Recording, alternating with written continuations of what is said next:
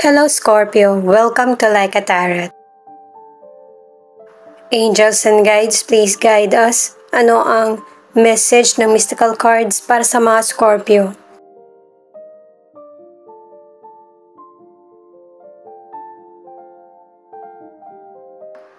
Purity. Ano man ang sitwasyon mo, takot o pagdududa, yung kadalisayan ng puso mo ang magbibigay kasagutan sa tanong mo. Lost and found.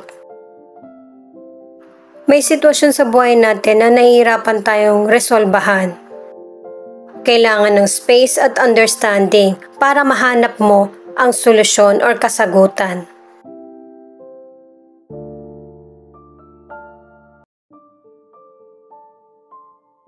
Ito naman ang hope. Kahit hindi malinaw sa iyo o hindi mo nakikita yung kasagutan, palagi mong iisipin na merong pag-asa. Sa kabila ng mga mahirap na pinagdaraanan. Itong purity na card muna ang alamin natin. Angels and guides, please guide us. Bakit ipinakita itong tatlong mystical cards para sa mga Scorpio? Para sa mga bagong viewers, ang reading na ito ay timeless reading, general reading at guide po lamang. Hindi po magre-resonate sa lahat kaya kunin mo lang yung akma sa sitwasyon mo. At kung kailan mo napanood ang reading na ito, yun ang start ng 1 week reading para sa iyo. Ikaw na bahala magpalit kung si person mo ito o ikaw.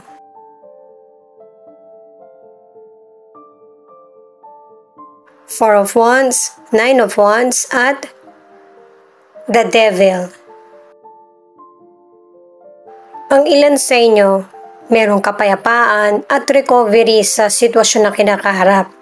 Pero dahil sa nangyari sa iyo, hindi ka kampante. Hindi mo naman hinuhusgahan yung person pero alam mo na mahihirapan siya magbago. Kaya nandyan yung pagdududa at saka hindi nagtitiwala. Sa career or business, pinapakita na nag-i-enjoy ka kasi nakikita mo na unti-unti yung resulta ng effort mo. Ang ilan naman na naghahanap ng trabaho, marami kang karibal sa posisyon na gusto mo. Pero stay focused at saka maging determinado. Ang ilan sa inyo, yung tagumpay na nakakamit mo ay pansamantala lang. Pero sa ngayon, maganda yung estado mo sa career. Sa ilang single, may potential person kang mamimit. Kaya lang, marami kang magiging kakompetensya. Kasi itong potential person ay confident at saka attractive siya. Kahit na marami kang karibal, ituloy mo lang yung magandang hangarin mo sa person. At sa ilang single, hindi pa man kayo magkarelasyon ng potential person, marami na kayong pinagdaraanan na problema. Itong lost and found naman ang hanapin natin na cards. Ang ilan na nasa relationship ay committed at saka happy ang relasyon. Ang ilan na nasa relationship, nakadalawang cards ka na akala mo yung intention sa'yo ng person mo ay pure. Pero hindi pala. Kaya nagkakaroon kayo ng pag-aaway, nagkakasakitan na kayo.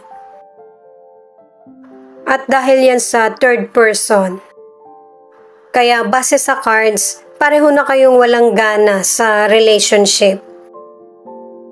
At ang advice ng cards ay huwag mong hayaan na masira yung binuo mong relasyon. Kasi maganda naman yung relationship nyo sa umpisa. Itong third person lang talaga yung gumagawa ng hindi maganda sa relasyon nyo. May third person, nagkakasakitan, peke yung emosyon. Huwag mo naman pahirapan ng husto yung person mo.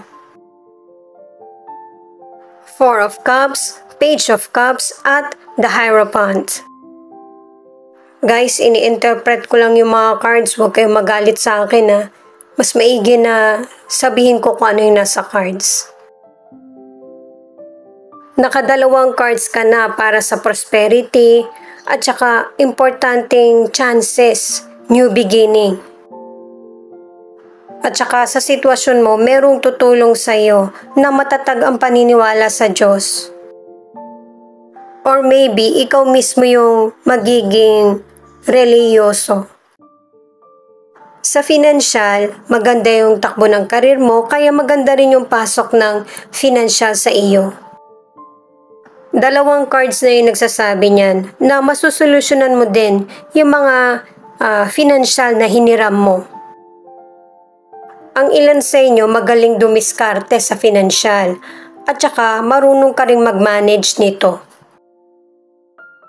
Ang ilan sa inyo na nasa relationship, kahit na dumaraan sa mahirap na sitwasyon, pinapatawad mo pa rin yung person mo. Mas pinapairal mo yung kapayapaan at pagmamahal. Kasi guys, ang ilan sa inyo, may personal problem yung person mo. Yung para bang langgam. Di ba lahat tuwid yung yung lakad. Yung isa lang yung naliligaw. Pinapakita rin na sobrang mahal mo yung person mo.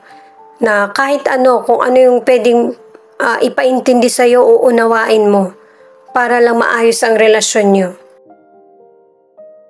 Itong hope naman ang hanapin natin na cards.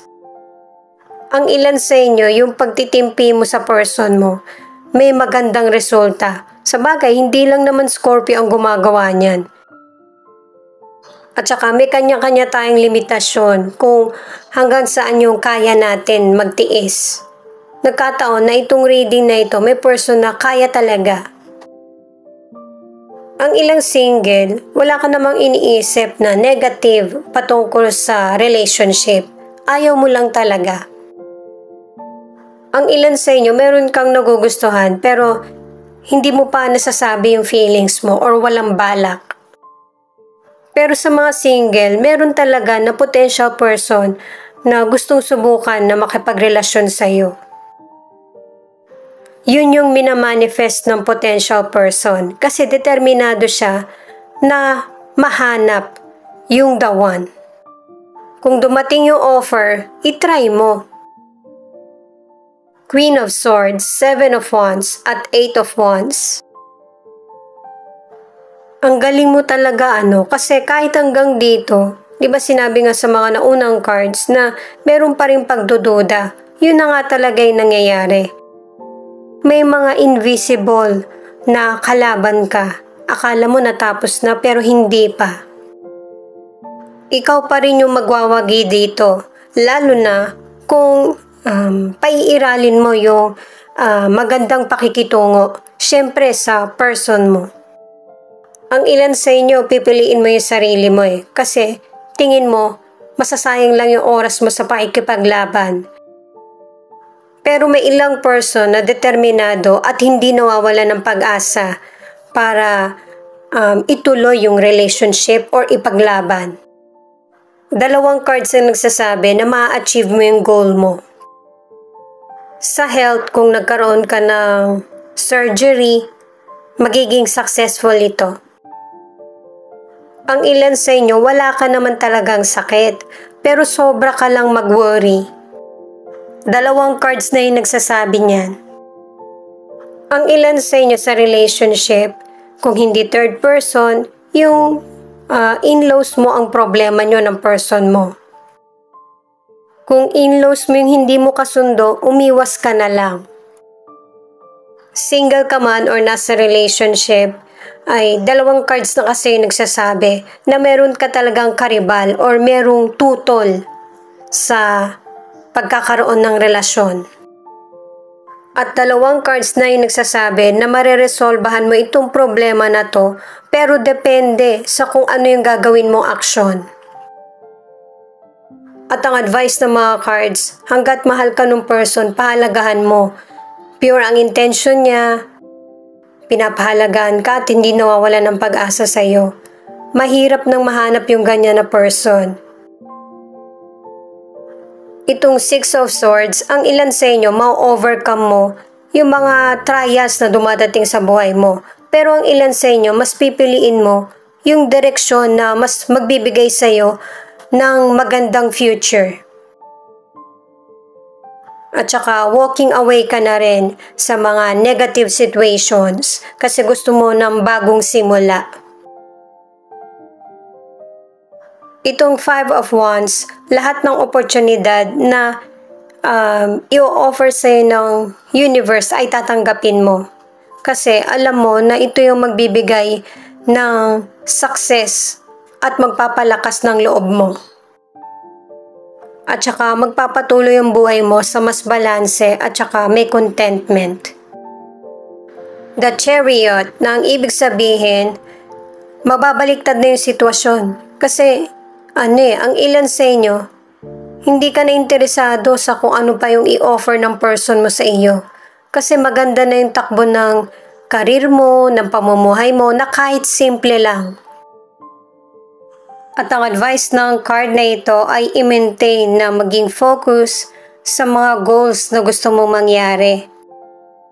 Kahit na may mga challenges ka pang kaharapin. Siya nga pala guys, marami po salamat sa mga nag-like, share, comment, and subscribe. At pati na rin po sa mga nakikinig at nanonood. Saan man panig kayo ng mundo, ingat po kayo palagi. Ito naman ang angel number mo.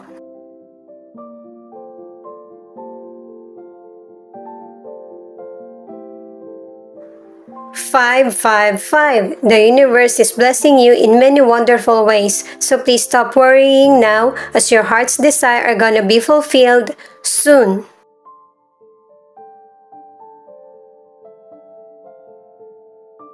444. You're on the right path.